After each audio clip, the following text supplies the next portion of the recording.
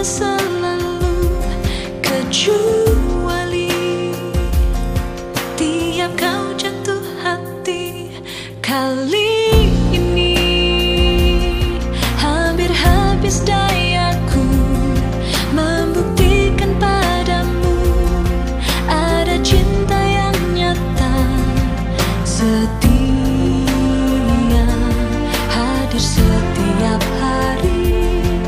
Tak tega biarkan kau sendiri, meski sering kali kau malah asik sendiri. Karena kau tak lihat, terkadang malaikat tak bersayap, tak cemerlang, tak rupawan. Namun kasih ini silakan kau adu. Malaikat juga tahu siapa yang jadi juaranya.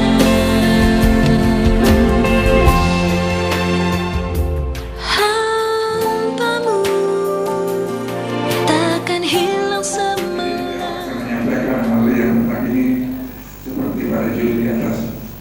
Bapak Muhtar ini bekerja aktif sebagai hakim di Pengadilan Negeri Jambi. Untuk selanjutnya pengenalan dirinya akan dikenalkan sendiri oleh beliau.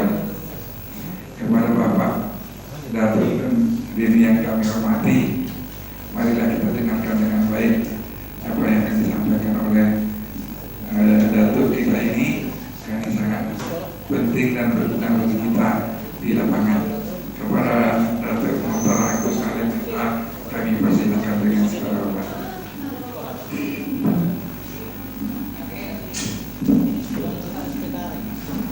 Assalamualaikum warahmatullahi wabarakatuh.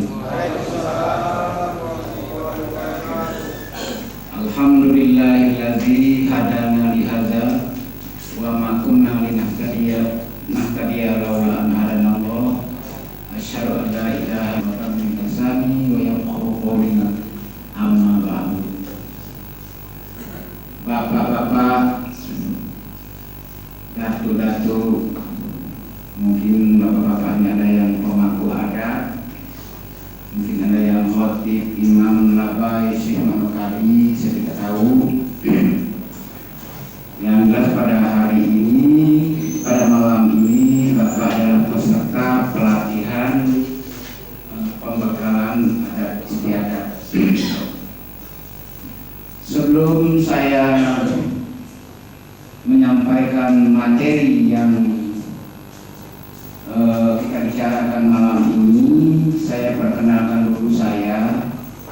Barangkali di antara bapak-bapak sudah ada yang kenal.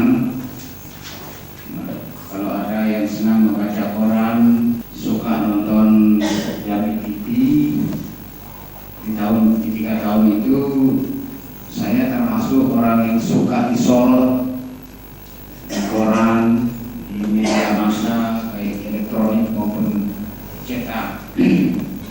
Karena tugas saya sehari-hari sebagai hakim pengadilan negeri. Malah ada orang yang bilangkan saya hakim kontroversial, ada yang mengatakan hakim terlalu kemenangan pada semua pihak. Orang perkara pasti ada yang kalah, ada yang menang. Yang menang mengatakan hakim adil, yang kalah mengatakan hakim tidak adil. Jadi saya dikenal seperti itu, Pak ya. Bagi saya tidak ada masalah. Nama saya Muhtar Agus Salim. Ada belakangnya sarjana hukum, kebetulan pernah duduk di perguruan tinggi. Saya orang desa. Saya lahir 17 Agustus 50 di Pulau Tengah, Sungai Tenang, Kecamatan Jangkat, Kabupaten Merangin. Tahun 50 di sebelah selatan Gunung Masurai. Terus saya mempunyai seorang istri namanya Rosmina. Lahir dari desa tetangga, desa Morang Negras, Saya punya anak ada 5 orang sekarang ini. Yang saya sekarang ini mempunyai cucu 5 orang. Jadi anak 6, cucu 5, anak 5, cucu 6. Jadi saya termasuk orang kaya, walaupun saya tidak punya uang. Dan sekarang saya tidak lagi bertugas di pengadilan negeri. Sudah sejak 3 bulan yang lalu saya ditugaskan pada pengadilan tinggi Jambi dengan tugas hakim yudisial, hakim yudisial.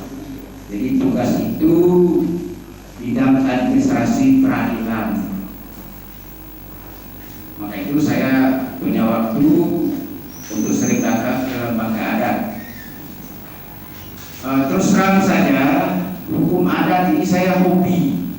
Dari kecil saya hobi hukum adat Jambi. Nah, terus saya masuk sekolah Fakultas Hukum, lalu ketemu dengan Undang 20 Hukum Adat Melayu Jambi di Jakarta.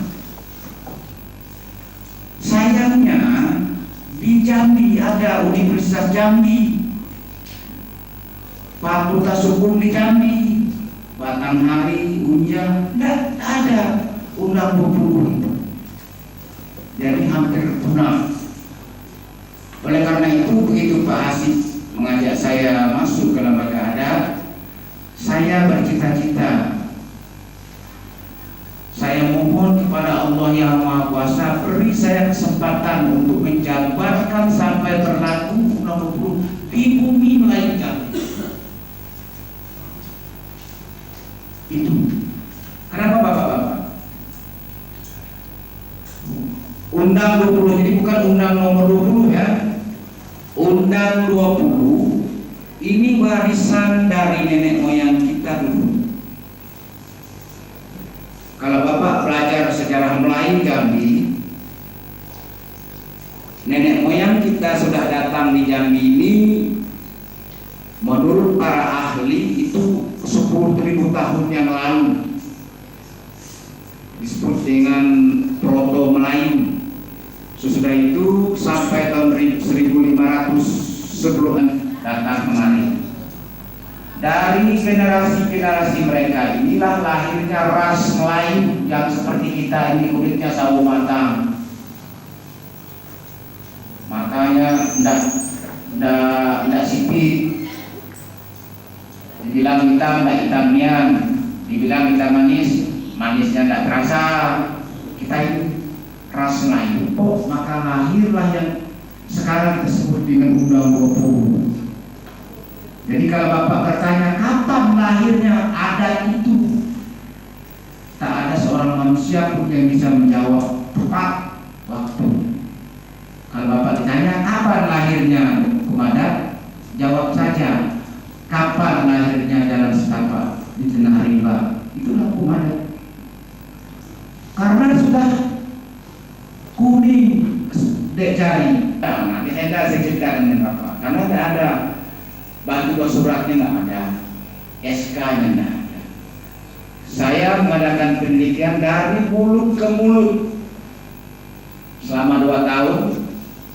Tahun 70, kemudian tahun 79 saya berwawancara dengan tokoh adat, dengan mantan pasirah, dengan pasirahnya, dengan tokoh agama. Saya bicara, saya tanyakan ini.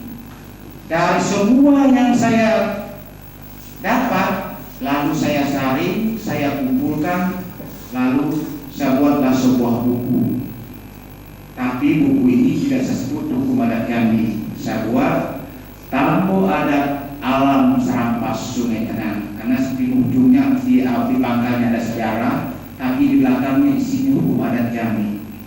Karena pada waktu itu saya belum masuk di lembaga adat. Nah, sekarang oleh lembaga adat meminta kepada saya untuk menulis Undang 20 itu. Kembali pada yang Melayu tadi. Oh, sini. Bapak tahu Marwan?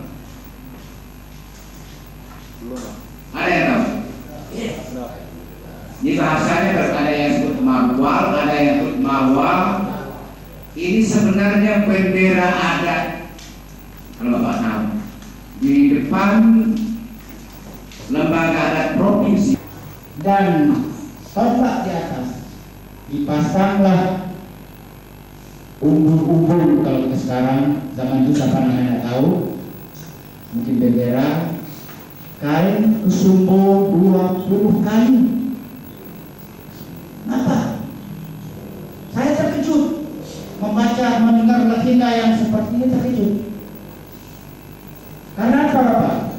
Di dalam hukum adat, kalau ada orang sengketa di aku, dia menyerahkan tanda patuh padanya. Dimulai dari angin nebromulo, umbak nebropuhun, usul asal pangkal kato tidak boleh ditinggalkan. Perahu panjang 9, syarat luan, syarat kemudi. Bukan syarat karena silang dengan sengketa, tapi syarat dengan undang dengan pemakaian. Kok tinggi pusaka rajo kami juluk dengan kuju yang sebatang. Kalau rendah pusaka rajo kami saut dengan keris 9. Keruh menentang usai, keruh menentang jernih, silang menentang usai. Barangkali ada dengar? Nah, ini sebenarnya saya kalau ada waktu, tadi saya mengajak Bapak duduk di tikar ini, kita mengadili orang supaya Bapak tidak bingung menerapkan hukum nomor 20 ini. Karena Bapak, saya kira mesti Bapak yang tua-tua Bapak ini saya pernah mendengar nomor 20 ini. Tapi bagaimana menerapkannya di lapangan? Itu yang kita ini masyarakat hukum adat. Bagaimanapun keruhnya, bagaimanapun kusutnya yang kita minta. Kalau Bapak-Bapak dengar di kampung, di mana letak menelok asal kita keluar 20, ya kan? Artinya apa? Mohon penyelesaian secara adat. Nah itu mulai awal.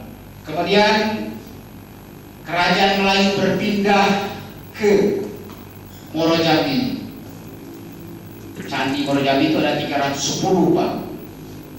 Saya sependapat dengan saudara Paharudin Saudagar yang mengatakan pusat kerajaan Melayu Jambi kuno dan pusat kerajaan Sejaya itu adalah Morojambi.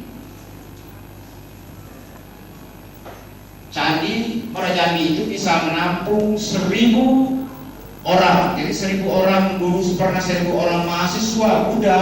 Ini kita kan Buddha, Pak ya. Nenek orang Bangko, nenek orang Tanjung Jabung, nenek orang Putih. Tahu nggak? Yang disebut Hulu Balang, yang berpet dan Yudai tahu? Nah, ya. Pertama, yang disebut Hulu Balang itu, ya. Pertama, Demang Depati, itu jabatan tertinggi. Yang kedua,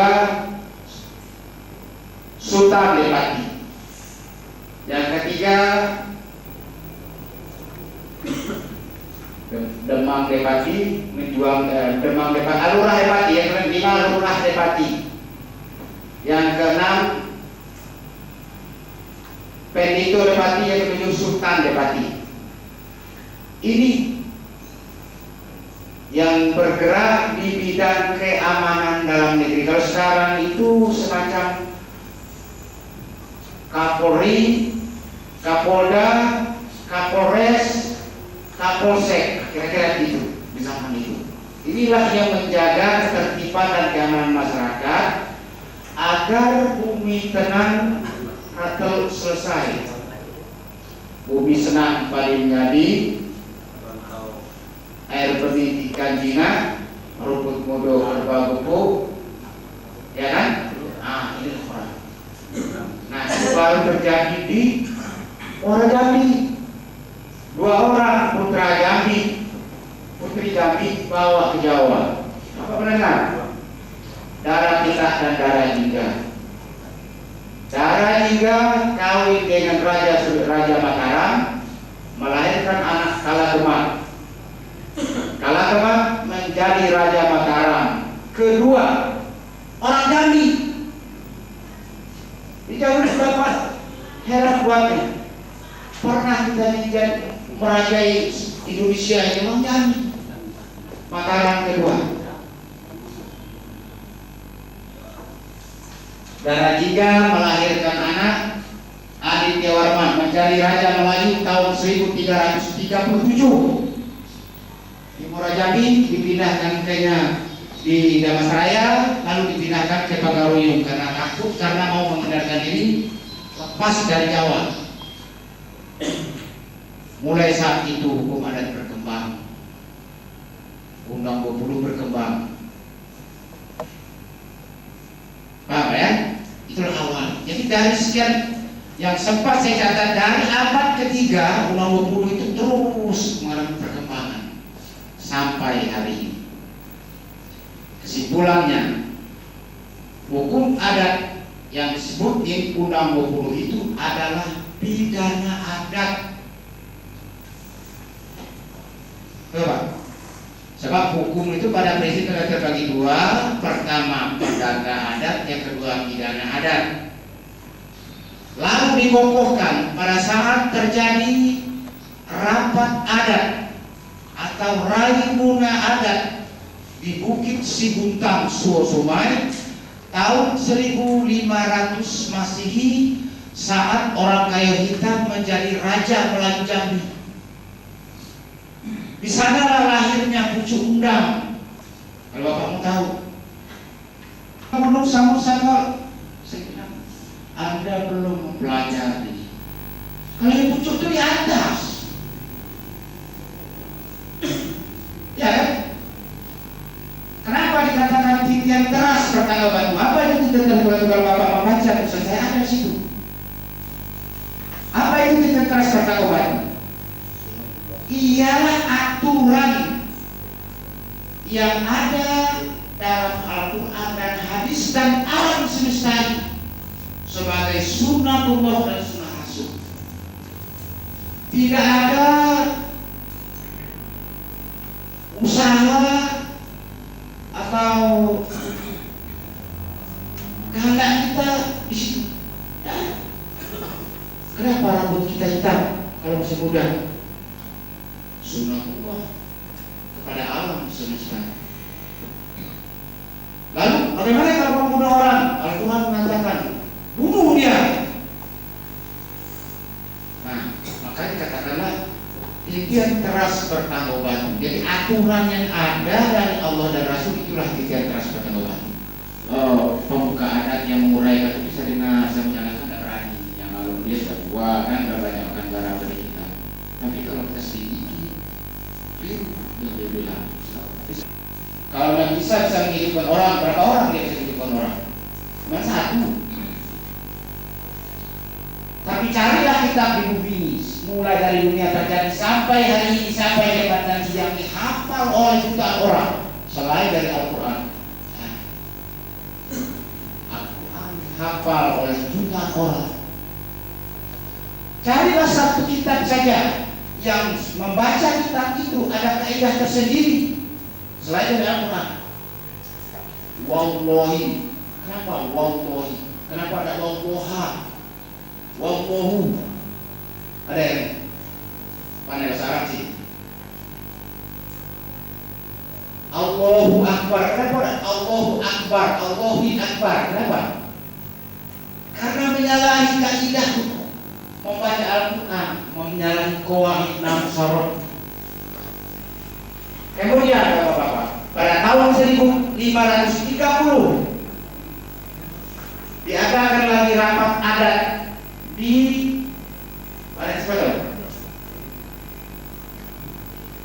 Bukit Setinjalon Kerinci tahun 1530 Masehi, saat Jambi diperintah oleh penambahan rantau kapas. Baru disempurnakanlah mana yang itu salah, mana yang ada pelan negeri, mana yang ada anak dagang, mana ada traju, mana ada tibalu, sempurnakan di situ. Kemudian pada tahun Belanda menjajah kita, pada tahun 1842 Di Bukit Tinggi diadakan lagi rapat adat untuk menyatukan denda adat. Dulu kalau ada bangun, kalau si A yang mati kita bangunnya tinggi-tinggi, kalau di sini ternyata orang miskin kita bangunnya rendah, tidak bisa, dilarang sana. Ditetapkan di Bukit Tinggi setinggi-tinggi harga nyawa manusia saat itu dalam buku saya ada 1.900 berapa itu Pak saya ada itu.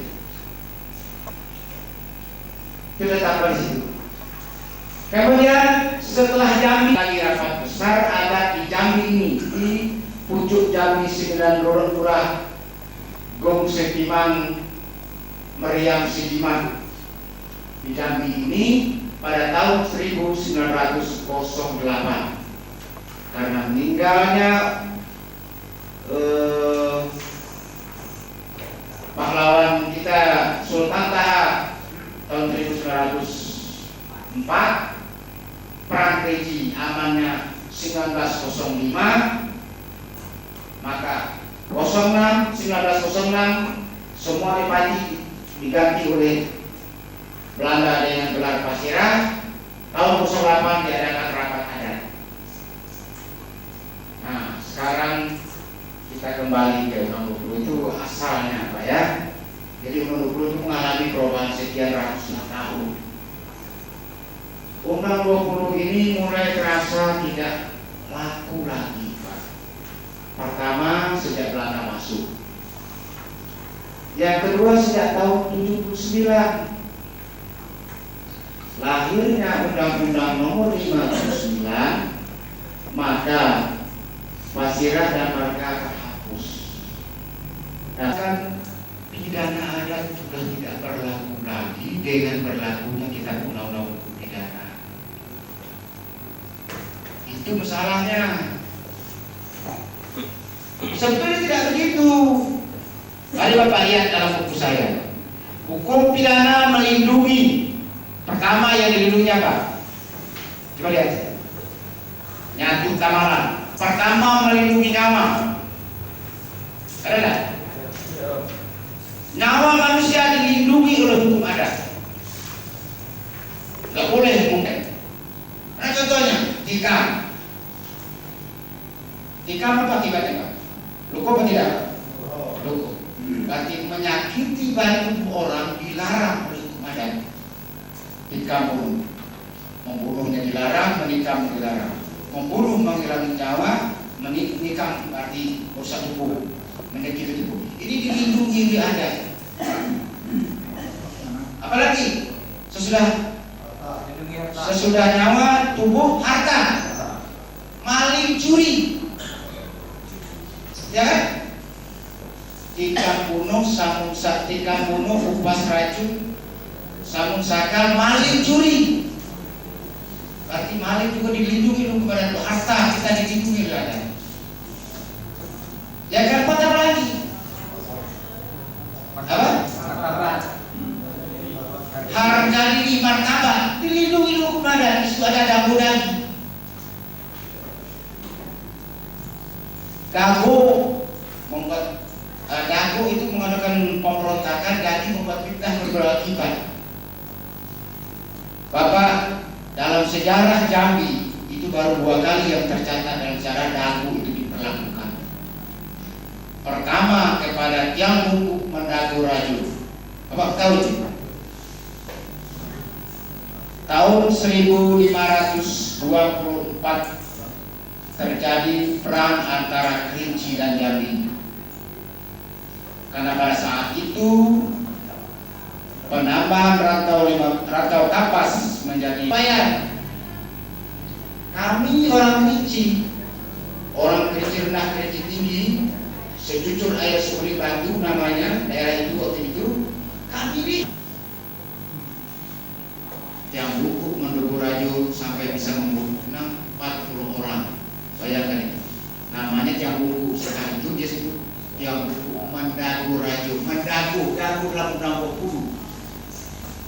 Dia ditangkap oleh Pangeran Temenggung, anak dari orang Vietnam dari Jawa Mataram yang istrinya Putri Emas Kerajaan Mataram, ibunya dipanggil kemari dari Kerinci membawa jalur sutu, jalur si.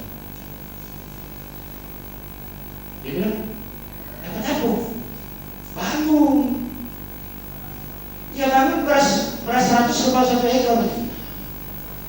Saya bilang, kalau gitu di pintu neraka tertulis nama Bapak situ. Loh kenapa? Karena Bapak menyuruh orang membunuh orang. Betul tak? Karena Bapak tidak pernah makan kerbau, misalnya atau lawan pengeros, bunuh orang, begitu loh. Kerbau seekor beras 100. Kerbau 1 ekor itu kan dimakan bersama-sama. Beras 100 dimakan bersama-sama juga. Apa? Ini kesalahan. Padahal hukum adat menyebut beras 100 kerbau seekor itu namanya kecil batu. Dalam adat kecil batu. Kecil batu ini itulah itu beras 100 kerbau seekor itu dimakan oleh negeri si alam si negeri untuk ditingkat berapa. Nah, contoh begini.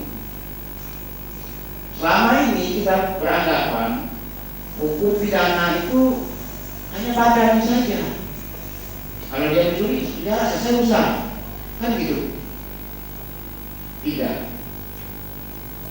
Pulang Bapak ke kampung Bapak, ke tempat Bapak masing-masing, nanti tolong laksanakan hukum adat. Hukum adat itu Pak, yang disebut dengan Undang 20 tadi, satu perbuatan. Satu perbuatan, 3 akibat. Nah, 3 akibat ya. Satu perbuatan, 3 akibat. Perbuatan yang satu menimbulkan akibat ini itu urusan polisi.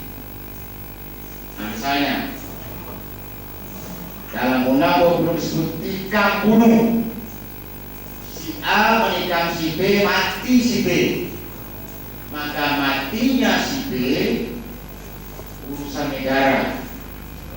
Dalam adat dikatakan hak darah balik ke raja, hak nyamuk balik ke raja. Paham ya? Ini matinya seseorang ini balik ke negara. Silakan ini ditangkap oleh polisi, dibawa ke kejaksaan, dibawa ke pengadilan, berapa hukuman itu bukan urusan kita. Yang kedua, terkejut, tergempa, terpekik, tertinggal masyarakat di setempat itu. Ini disebut dengan timbulnya ketidakseimbangan dalam masyarakat. Kalau bahasa kami muda itu layu tanah situ tumpah darah. Siapa yang bisa memulihkan itu? Masyarakat gempa dari Allah itu kok kumpulan batu. Siapa yang bisa memulihkan kata-kata itu? Polisi, hakim, no.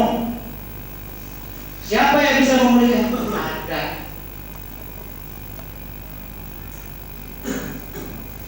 Waktu memotong kerbau dengan 1 ekor, beras 20, diberi tunjuk ajar oleh orang Myanmar. Bukannya orang tua sedikit pandai memberikan teguran beberapa pihak. Yang satu dengan yang lain bersatu. Yang terjadi lamati si A, kuburan gedang, kuburan hidup, kuburan mati di tengah padang, kuburan hidup di rumah gedang. Artinya si A yang dibunuh ini ditakdirkan oleh Allah, itulah ajal dia. Itu kuburan di sana, di padang sana, di tanah sana. Tapi dia tetap hidup di rumah gedang ini melalui penguasa adat, pemangku adat yang namanya uang bangun tadi diambil oleh nenek mama, oleh pemangku adat, diserahkan kepada si korban, pihak korban. Lalu nenek mama mengatakan, segala yang sudah terjadi, mimpi baik, mimpi buruk, gerak dan salah, biar dibawa tepi beruntung, hanyut bawa alir. Mari kita hanyutkan ayat Al-Fatihah. Al-Fatihah ditampung doa sana. Mereka berpelukan.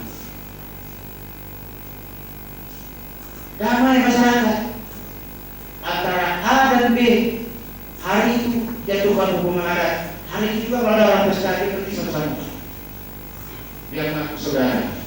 Ya tidak? Nah, ini yang disebut dengan nama memulihkan keseimbangan. Dalam adat, di dalam masyarakat kita macam-macam istilahnya, ada yang disebut dengan suci kampung, ada yang disebut dengan bersedekah, macam-macam. Tapi itu memulihkan keadaan seperti semula. Itu sebenarnya dengan mengadakan sedekah beras 100 kerbau 1 ekor, memulihkan keadaan lingkungan tadi yang tanah dari lain, mudah-mudahan dari ini ke atas tidak bertemu dan tidak bersuluh lagi. Itu doa masyarakat setempat. Inilah yang disebut dengan istilah di kampung lah, istilah itu kan istilah baru sebenarnya. Tapi tidak ada salah, ini saya fiksi. Ini yang kedua. Yang ketiga, kenapa? Apa yang tidak dipulihkan oleh adat? Adalah uang bank. Kalau bukan uang pompas. Sebab begini, kalau andai kata bapak, seberapa bapak? Lupa saya. Nurdin. Andai kata bapak Nurdin dibacok orang, buka tangannya. Kalau biarkan dia yang menuntut, dia maunya 1 miliar pada tangannya. Ya kan Pak? Biasanya manusia itu taikit tak dia. Yang disebut luko balong tinggal gue, lukonya itu tidak bisa kerja gitu ke bawah. Itu namanya luko balong tinggal gue, mungkin tangan, mungkin kaki, saya tidak bisa kerja. Gue kan bekerja. Nah, lukonya besar, lukonya parah, tinggal gue. Jadi luko balong tinggal gue. Nah, luko balong tinggal gue itu ada aturan dalam adat. Apa tidak boleh itu 10 miliar? Menurut adat ditentukan sekian emas untuk bapak, dan bapak wajib memberikan maaf pada yang membacok. Kemudian yang memberikan yang melukai bapak tadi, di samping dia memberikan denda uang pampas adat berupa emas, dan dia juga ikut membayar. Kedua belah pihak ini diberi teguran yang sudah terjadi. Tak ada manusia yang tak salah. Yang ke depan jangan sakit, cubit jangan kawan terasa sakit. Kalau dikira kita cubit juga sakit itu. Orang akan memberikan teguran. Bapak bisa selesai Pak. Nah, dengan adanya uang pampas atau uang bangun ini yang ditentukan oleh adat, bukan oleh kehendak diri sendiri. 1 ekor. Saya hukum 4 tahun, mana yang adil Pak? Adil kan? Mana adil? Karena saya hukum orang mencuri pisang sedangkan 6 bulan. Karena orang mencuri HP harga 5 juta 6 bulan. Apa banyak? Nah, ada adilnya Pak. Saya ucap na'udzubillah bisatul rajim. Kau boleh buat ini negara. Sendal jepit apa harganya Pak? Swallow itu 1.500. Tapi karena yang punya sendal jepit ini manusia pelit, sepelit-pelit manusia, dia tuh anak mencuri sendal ini. Ternyata anak orang miskin yang tidak punya apa-apa, dibawa kepada polisi. Polisi tidak punya hati nurani, dibawa kepada ada situ lebih sedikit sana, kurang sedikit sini. Sudah harus sama awak boleh buat terimalah ini. Kan suku celana itu yang mendamaikan kita. Keras sayur rajo, ingka sayur suku. Nah, celana itu yang mama, papa, kakak itu. Sudahlah, kamu jangan seperti itu. Kalau ini cari pulau yang lain, jangan ini cari. Kita terimalah itu. Aja putih hati. Kata orang adat putih kampas dapat dia terjadi karena salaman. Salam. Bisa pergi ke sekolah sama-sama, ada salah. Kalau hukum di negara kita, Pak, ada orang di pengalaman saya, ada supaya dengan semakin lama bawa oleh tebing butuh, hanyut oleh air yang hidup, keras salah mimpi dan buruk kita buang dengan Al-Fatihah. Al-Fatihah baca. Itu. Saya pernah pribadi Pak. Saya pernah anak saya ditabrak motor, terus datanglah yang punya motor, bapak yang punya motor, Pak pernah main saja, ya, saya pernah juga. Kalau kita juga, ya, barangkali bapak-bapak cukup sekian pemaparan saya. Dan kalau ada yang bertanya, saya siap saja kalau mau berdiam di situ sampai subuh pun tidak ada masalah. Assalamualaikum warahmatullahi wabarakatuh.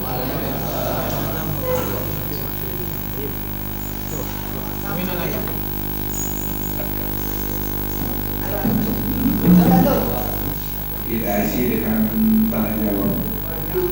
Menurut Pak penceramah tadi menghidupkan suasana. Kita minta terus sebelah sini satu, sebelah sini satu. Jawab. Yang kemudian untuk yang pertama ini ada bagi dua lagi Pak. Yang empat ke atas dan empat yang ke bawah. Nah, dan yang empat ke bawah ini Pak, yang kami di desa itu Pak sering terjadi di Pancuran Gading ya Pak. Nah, ini saya ingin minta penjelasan dari Bapak bagaimana menghukum orang ini. Itu yang ingin saya tanyakan. Dan mohon juga penjelasan empat ke atas ini Pak. Tadi yang Bapak jelaskan tadi empat ke bawah sudah termasuk di. Jadi bagaimana hanya ditempuh dan umum pernah seperti itu. Itu bukan. Yang saya ingin tanyakan pertama yaitu ketetapan hukum di dalam agama.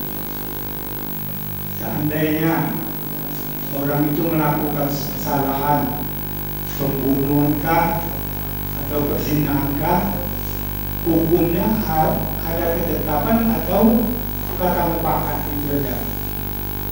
Pertama.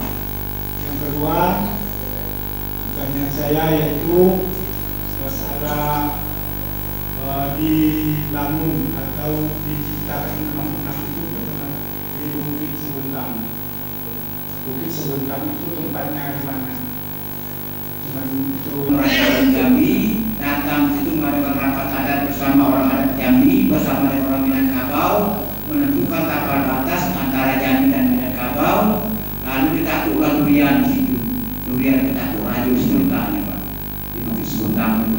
Nah di situ pula lah diadakan rapat, akhirnya program. Waktu itulah disebut akhirnya adat bersani syarat berseni kita pula. Karena sebelumnya kita agama Hindu.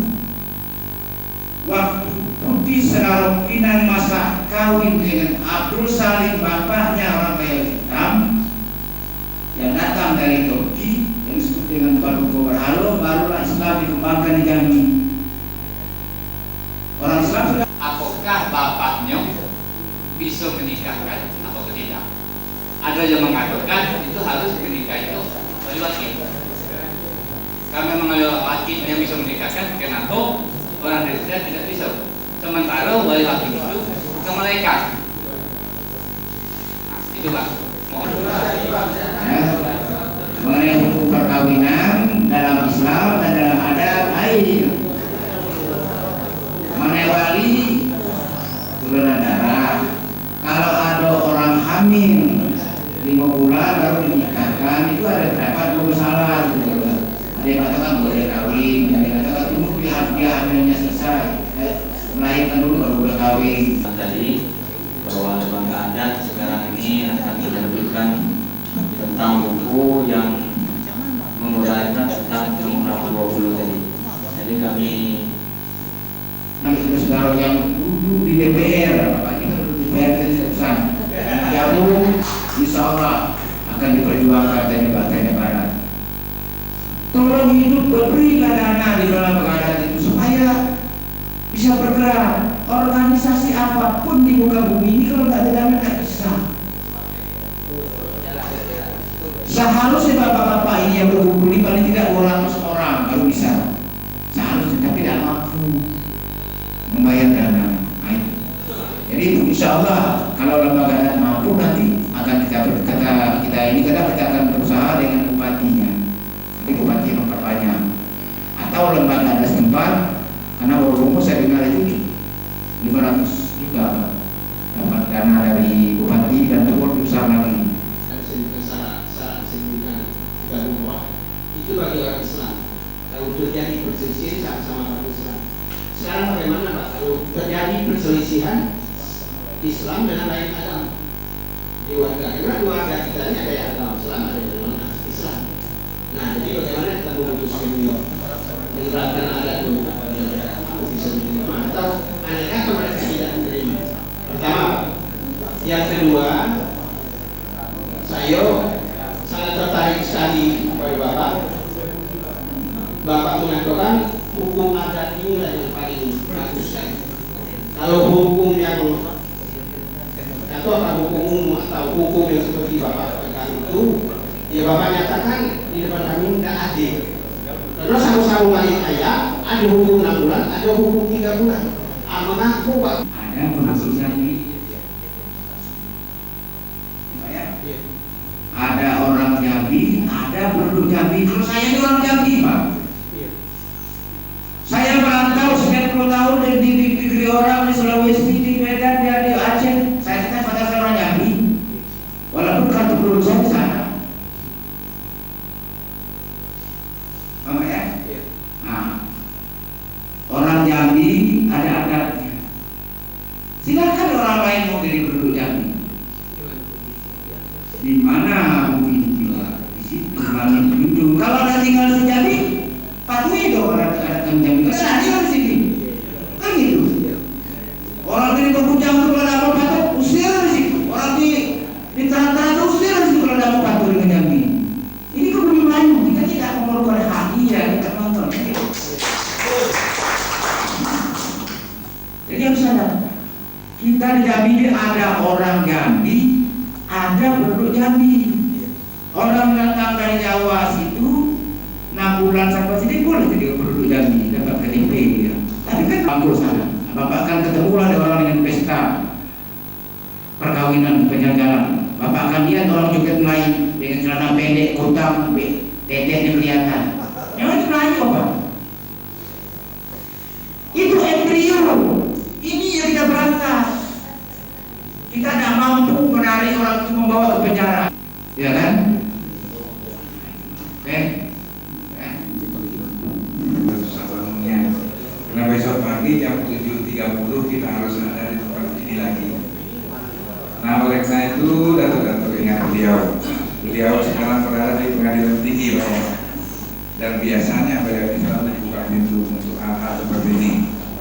Saya kira hanya demikian. Terima kasih kita ucapkan kepada Bapak narasumber kita. Assalamualaikum warahmatullahi wabarakatuh. Dan minuman, ya pakai air Melayu. Kami harapkan bagi mereka yang tidak hadir malam ini supaya disampaikan.